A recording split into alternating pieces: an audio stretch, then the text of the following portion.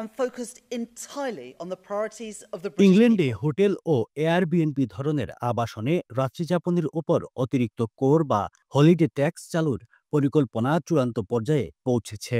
আগামী সপ্তাহে chancellor Rachel Reeves বাজেটে এই প্রস্তাব আনতে পারেন বলে সরকারি সূত্রে জানা গেছে। Reducing our national debt and improving the cost of পরিকল্পনা অনুযায়ী ইংল্যান্ডের বিভিন্ন শহরের মেয়রদের পর্যটকদের কাছ থেকে রাত্রিকর আদায়ের ক্ষমতা দেয়া হবে।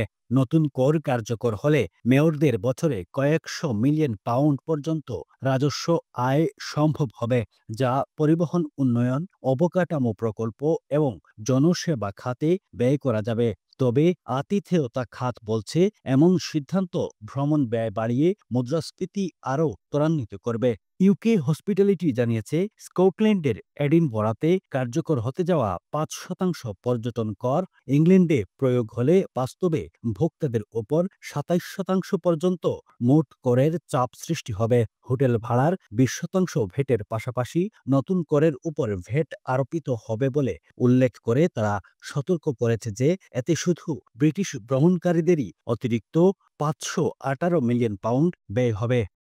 বাংলাদেশের টাটকা সবজি, ভেন্ডি, করলা, কচিলতি, শিম বিচি, জলপাই সহ নানা পদের সবজি। দেশীয় সবজির স্বাদ উপভোগ করুন। ইফকো ব্র্যান্ডের সঙ্গেই থাকুন।